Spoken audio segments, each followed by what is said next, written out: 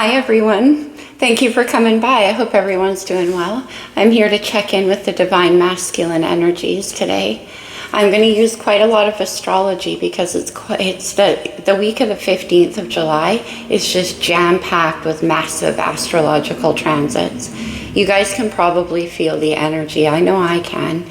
And the end of the week comes with a second full moon in Capricorn, since the 21st of June to the 21st of July.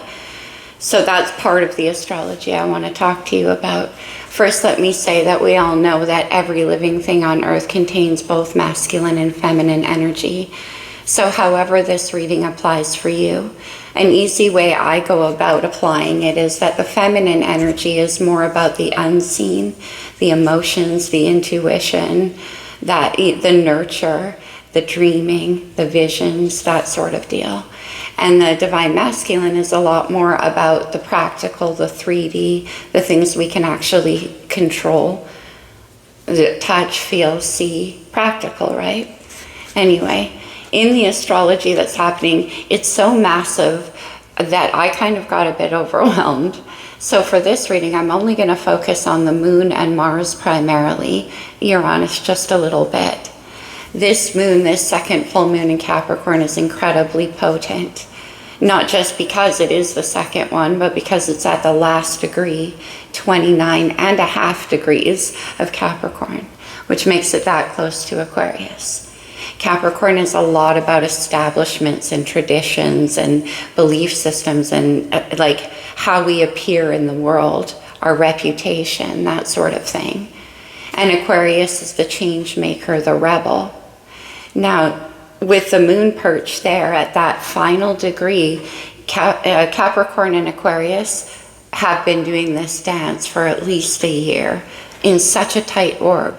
It goes back and forth between the way we do things and the way it's changing, our new vision, the rebel. At the same time, we have Mars conjuncting Uranus. That happens on the 15th of July in the sign of Taurus. Also, Taurus has a lot to do with tradition, a lot to do with our value systems, but also how we see our own value, and that is shifting. Incidentally, right before the moon goes into that final degree of Capricorn, the Mars shifts into Gemini, out of Taurus, the tradition, into the curious, cheeky, adventurous, playful energy of Gemini. So we have the air and the earth going together there. It's like, this is how it is. It has to be done this way. I've always believed this. Into the much more innovative and flexible thinking of the air signs. Not that there's anything wrong. Of course, there's a reason for this tradition, the foundation, etc. But with Uranus involved, there's sudden change and upheaval. And definitely to do with how we place our own value. What makes us think is valuable about us, you know? That's Taurus energy, that's Venus. What makes us beautiful? What makes us valuable? That's changing. Anyway, let's get into the reading. As always, I'll use astrology, but you don't have to have it in your chart for it to apply to you. Just take any message in the reading that resonates for you. It's highly collective, especially these ones. So you're not going to fit with everything I say for sure. All right, from the Sacred Rebels, which I think is quite fitting with all that Aquarius action. Pluto conjunct the full moon, you guys, because Pluto is at 1 degree of Aquarius. The full moon is half a degree away from joining it. Big time change. Okay, overall energy. The power of attraction. This, of course, points to the energy that we are sitting in as the energy we're attracting in. Our community, our friendship groups. It could have been recently about an understanding that who you were surrounding yourself with was actually informing what you were attracting into your world, and it does. It's all energy, right? So the energy we keep kind of becomes part of our magnetic field. So you could have said about making a change. All right. I'll take the one that came out. Upright. Free from judgment, free to love. Aquarius energy, big time. That's what I'm saying. Now, this could have to do with attracting in a love relationship that's entirely outside your realm of experience or expectation. And removing that sense of judgment, like, no, that's not going to work. That's not structurally sound or whatever. Okay. On the bottom of the deck is receiving. Interesting. That's a very divine feminine type energy of being able to accept in that what we manifested. This free from judgment, free to love can be about self-judgment, can be about how you place your value on yourself. Once again, I can't help but notice that she's green, which can be a color of envy and thinking that you don't have enough material possessions or stability in your world. Okay, let's see. Let's get a wisdom of the oracle for divine masculine. Number 13 and number 39 in that deck. Why? All right, this is the divine why. Asking questions of what does this mean, this change? Why did the past happen to me and why do I have to leave it behind? What does all this mean? Look at that curious monkey. That's Gemini right there, looking into the book of life. Wow. And then on the bottom of the deck is the new life. Well, isn't that interesting? Because that vision of Aquarius with Pluto being there is the new life. This is the last full moon in Capricorn that's going to hit Pluto in a conjunction. It's been doing so, of course, back and forth because Pluto's been in Capricorn for 15 years. So this is the final full moon and then the new life. Free from judgment, tradition. Okay, let's get some astrology on it.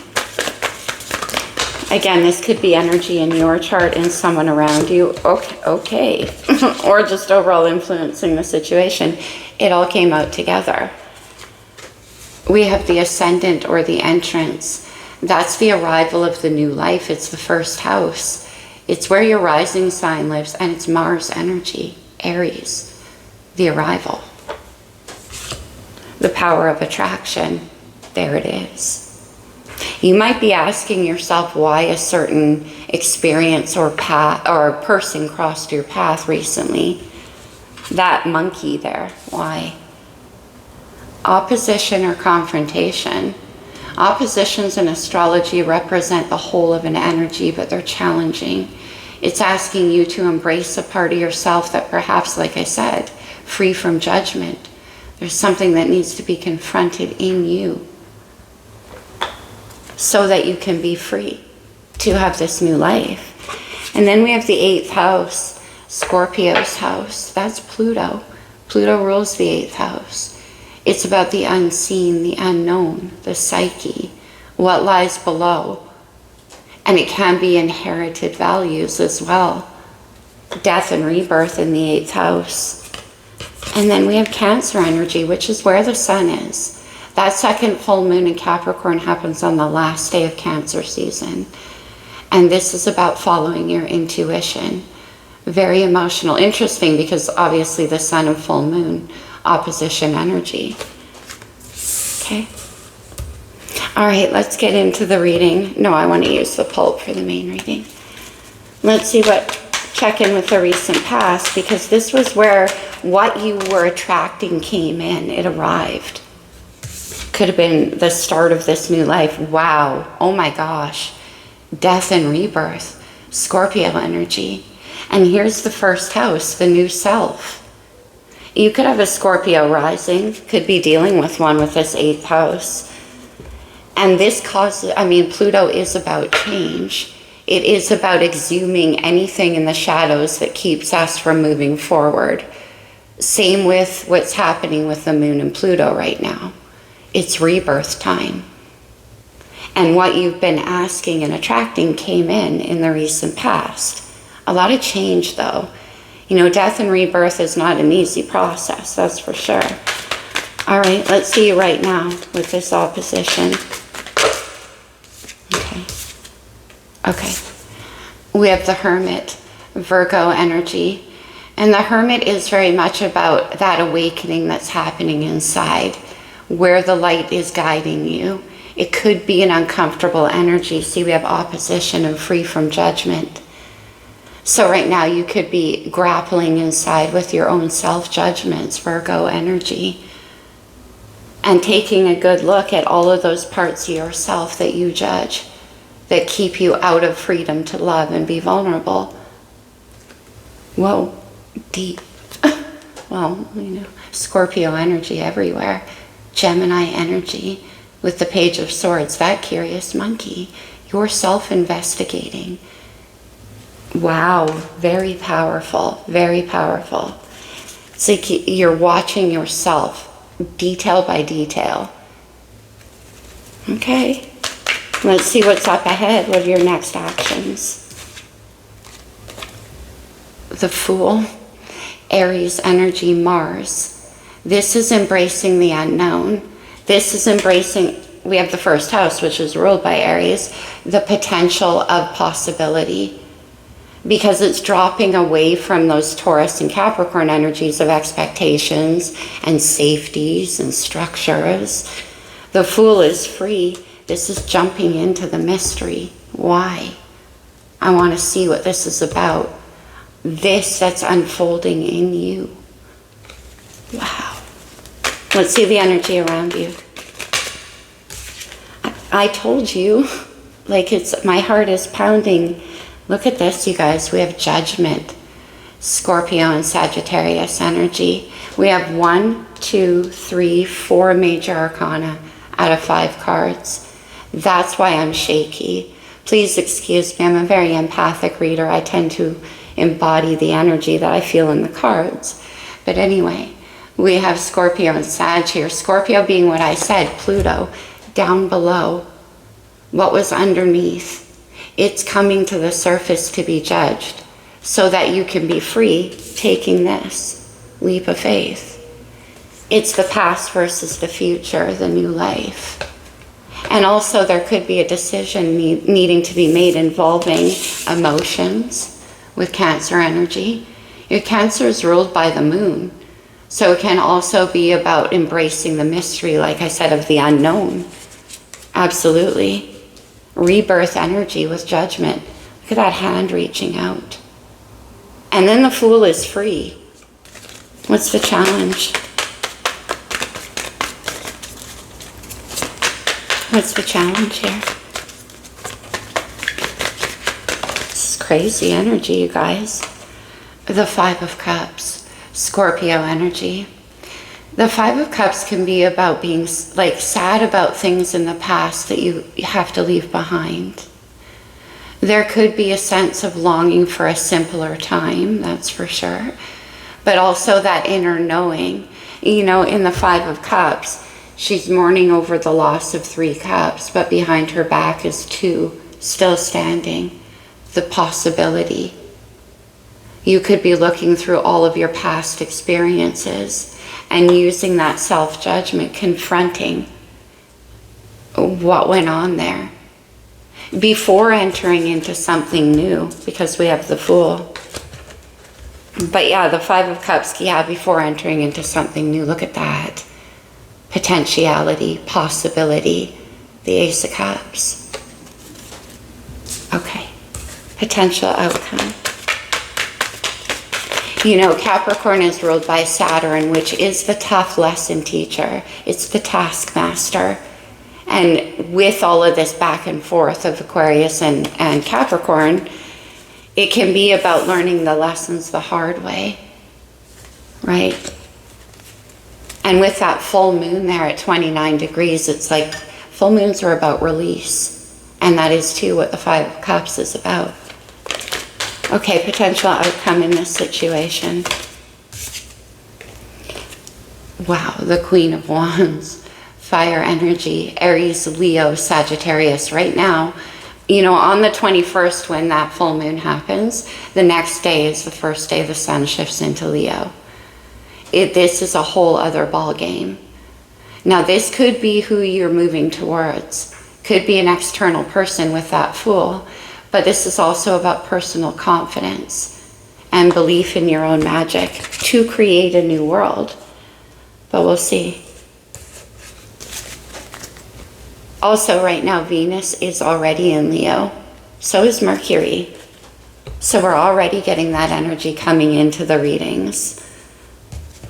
All right. Okay. Let's clarify with the wild unknown in the recent past. Let me see this death and rebirth and manifestation energy. Okay. Oh, I see. So a Queen of Wands type energy. Now, whether this was in you or outside of you, very confident, very magnetic. And what is so this manifestation coming upon this, whether, like I say, whether that was rebirthing in you, I'm going to read this as separate energies. Otherwise, it gets too confusing. This Queen of Wands came across your path. And out of that came this death and rebirth energy and the arrival of the new life, the new self. There was a process here of emerging, though. Let me see that Queen of Wands. Oh, I see. The King of Swords. Well, the King of Swords is definitely in this hermit mode, wanting to make a very logical decision. All right. Oh. The Three of Swords, wow. Yeah, there could have been a recovering of your confidence. Three of Swords, Three of Cups. All of the times in the past, all the times that there was pain or learning or heartbreak. Okay. And then we have the Ace of Swords. We saw that King. There's a lot of mental energy here. Well, that's Aquarius energy as well. Very smart. Let's get one more on the Three of Swords. But it was those series of heartbreaks that brought about this realization. Okay, let me see. Three of Swords. Yeah, oh my gosh. All right, yeah. The Five of Cups, right, which we see in the challenge. And look at the Four of Swords. Obviously coming right before or right after the Three of Swords. Look at that baby sheep's third eye, all lit up. There's an awakening happening from the understanding of heartbreaking experiences in your past. There's a learning going on. And also, more importantly, it's not stopping at the swords. It's entering into the realm of the hermit, which is actually integrating the lessons learned. And that's what you're doing right now. It's coming in with free from judgment. So I feel like in the past there was a lot of self-judgment. Could have been somebody around you, potentially. Queen of Wands, Three of Swords, that kind of woke you up to a certain side of yourself. That could have been. And that's what you're examining. Let me see. The Hermit. What do you see in there? Because you're confronting something inside you right now. The Four of Wands. All right, let's get one more. That's amazing, especially with the Fool. The Four of Wands is celebration. It's the achievement of a new vision. It's happiness. Oh, interesting. The King of Wands. We see the Queen of Wands. All right, well, connections like this do that sort of thing. They're meant to sort of wake us up. The King and the Queen of Wands speak each other's language. And it is very passionate. It can, trigger sort of heartbreak from the past to come to the surface. The level of attraction could be doing that for you. There could be a fear around that as well. But the King of Wands, more importantly, is Mars energy. And it is about taking assertive action and believing in yourself that you can achieve this Four of Wands. Partly stability. It could be a home. It could be establishing free from judgment, free to love. The Four of Wands for me has always been, I call it, I built this garden for us, because it's the walls around you where you can be free to express who you are, where your passion can live and your vision can grow, free from judgment, free to love. Okay? Let me see the Fool. And if you're dealing with this Queen of Wands character, well, this is somebody who knows that part of you. And that's why the change was precipitated, because you needed to grow into this King of Wands energy. Let me see the Fool. More Mars energy. Interesting. The Six of Pentacles, Earth. Okay, we're getting some balance coming in here. The Six of Pentacles is about working together. It's collaborative. It's about building towards a balance. And then the Six of Wands. More fire energy. You could have fire strongly in your chart, but I suspect that we're dealing with a lot of Leo energy here. And then the Moon. What's hidden? Okay. The Six of Wands is emerging out of a time of internal struggle. This is, like I said, more beautiful and victorious for the struggle you had to go through. See over here, the pain, and the butterfly emerges. Five of Wands can be about telling yourself all kinds of things that just aren't true. It's like the Hermit and the Fool. I'm going to go for it. No, I'm not. I still got work to do. I just want to be free of this self-judgment. No, I gotta, and to make some kind of offer here with the Six of Pentacles. Let me see that six. Mystery. Stepping into the unknown. Oh, wow. Oh, wow. It's the Hierophant. Taurus is major. And the Hierophant, like I said, can be about establishments, safety, belief systems, structure. It can be about work as well. But with the Hierophant and the Six of Pentacles, it's like maybe your Eight of Wands. Lots of communication and forward motion. Okay. Free from judgment, free to love. And the new life. Yeah. With the Hierophant there, this is about leaving behind certain established things. And like I said, jumping into the unknown. Okay, let me see judgment in the energy surrounding you. This could be another person, but I don't think so. I think it's you still. Judgment. Look what it is, you guys. It's that Two of Cups from the Five, which you have here clarifying death and rebirth, right? And here in the challenge.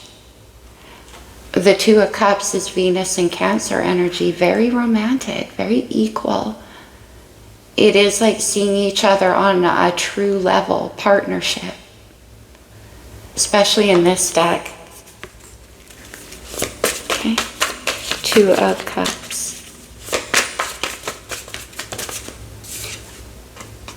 And the Ace of Pentacles. So yeah, the Judgment is you reaching up out of the shadows of judgment, self-judgment, to embrace the possibility of a new beginning. Now the Ace of Pentacles is very viable. Once planted, it can, and cultivated, it can grow into something stable, like the Ten of Pentacles. But this requires you changing the way you see yourself. Absolutely. Oh, okay. We have the Emperor here, Divine Masculine energy. Taurus, Capricorn, and Aries. All right. Can I see the Five of Cups? So whether or not to believe that you can create this. Five of Cups. The Page of Pentacles. Let me get one more. Because that's in the challenge. Okay, I see. You know, aces, like I said, they're seeds, they're new beginnings, possibilities that can be planted and cultivated and turned into ideas. But the challenge presenting itself is this Five of Cups. It's your sadness, it's your clinging to those regrets from the past. Because the page makes that ace real, turns it into an idea, a possibility. Let me see. Page of Pentacles.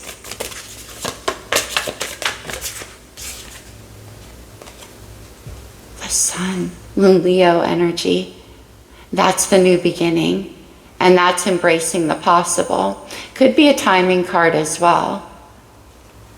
Now for some of you, let me get one more. I saw the Emperor, which can be father energy, and the Page and the Sun can be about children too. So this can have to do with sadness, to do with a family, with children. The Self is a father energy with that Emperor. The Sun, I don't know what's with my words, bear with me guys. Oh, we get the Page of Pentacles again. Okay. Oh no, it's the Sun, the Knight of Pentacles. Okay, and I see the Knight of Cups on the bottom of the deck. The offer. Okay, let me see this Queen of Wands in the potential outcome. Look at this. It's the Ten of Cups. It's the everything card. I always love in this deck how they've separated the cups, 5 on top, 5 on the bottom, and the rainbow colors between them. It's the combination of the two energies. We have 5 of Cups here and 5 of Cups here. It's both of you. Both of you have sadness. Both of you have longing. And there's still 2 cups remaining on both of your sides. Attached here with the Queen of Wands. Let me see that Ten of Cups.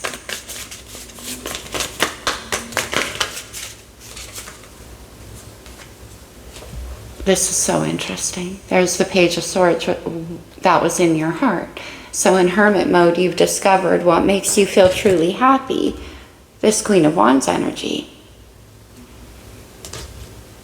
And then we have the Eight of Cups.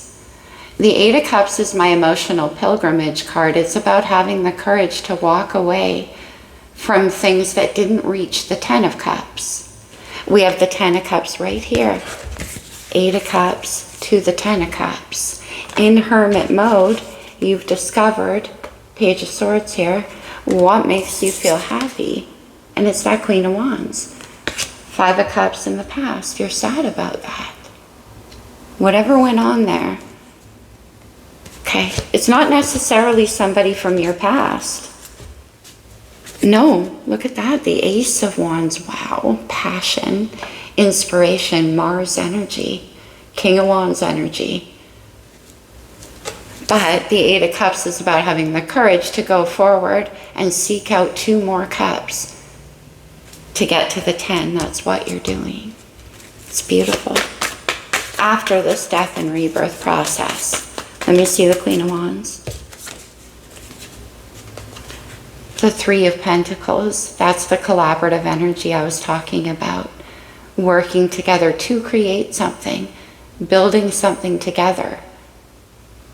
Now in the past with this free from judgment, maybe again that you place some kind of judgment on your ability to create. I'm going to go a little bit deeper on that. This free from judgment. Let me grab, yeah, let's do the lights here.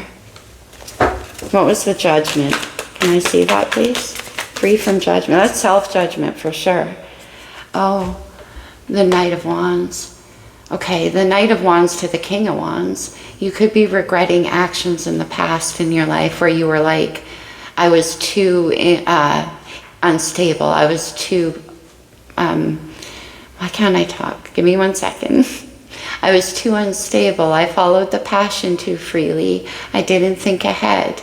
The King of Wands has a lot of integrity to his own heart and his own passions.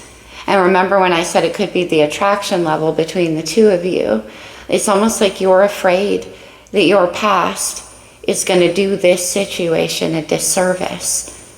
You're like, I don't know.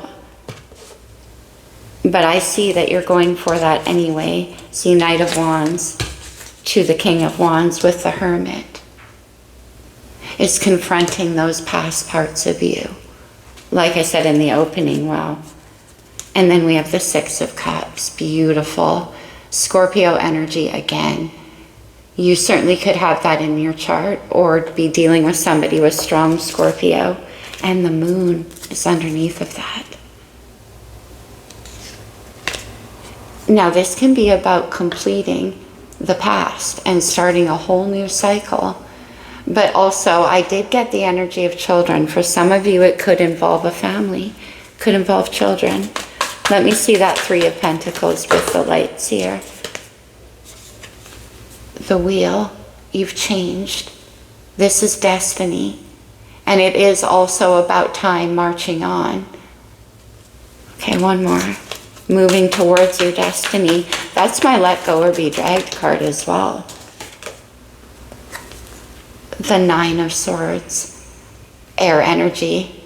Aquarius energy, right? There's a lot of overthinking. That's coming from here. There's that fear.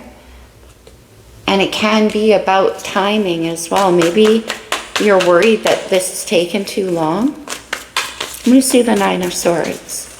One more, please. Nine of Swords, stepping into the unknown. The Eight of Pentacles, earth energy. This is about putting in the hard work, the diligent effort, and working together in collaboration. For some of you, it could also have to do with having to leave behind an established workplace with the Hierophant here. To invest in yourself, to create something more entrepreneurial. That's what the King of Wands does. Now, in the past, perhaps, you've tried to create that before, but you were kind of in and out or not too committed or flighty about it. And so it led to Three of Swords. And now you're like, I want to put in the proper effort to actually build towards something that can last. We have the Queen of Cups, Cancer energy. We have Cancer right there. Could be dealing with a Cancer. Oh, I see. We have the King and the Queen of Wands and the King and Queen of Cups. Very strong connection. That's why the death and rebirth. Very intuitive, but also very, very confident, entrepreneurial, and there's a magnetic attraction here. You two together could build this new life. And that's what I'm saying about the Six of Pentacles. Each side of what's being built is balanced. Although those pentacles are hung at different heights, meaning you both bring different things to the table that can create potentially this new life. You don't have to do it all by yourself. I saw the Emperor there. One more, Queen of Cups. Yeah, you don't want to do it a disservice. That's amazing. We have the Three of Wands. That's amazing because it is my dream casting, my wish casting card. And here we have the Four of Wands, remember? The achievement of that. That's the vision, and there's the achievement of it. The only thing that's holding it up right now is that inner reflection, that free from judgment, free to love. Knowing that you can. And having belief in yourself, for sure. Okay, let me see. Let's get some of these cards on it for you.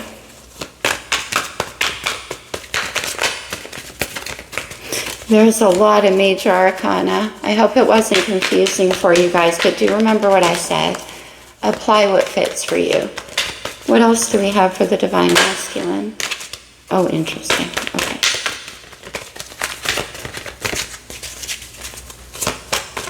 These pages in the challenge, it can just be the beginning of something new that's on the precipice. For some of you. Okay. And we had a lot come up, but let's... Oh, well, that's interesting. The third chakra.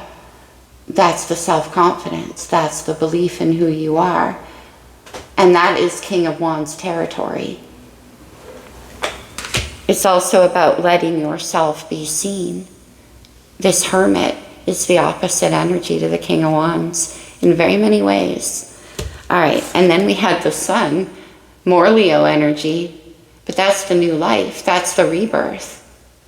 Lots of creativity coming through as well. And then we have Journey. Well, we do have the Fool. This is the death and rebirth and the Fool. There could be travel. Three of Wands, Four of Wands can be about travel as well. But this is about the journey that's unfolding for you. And then appreciation. Okay.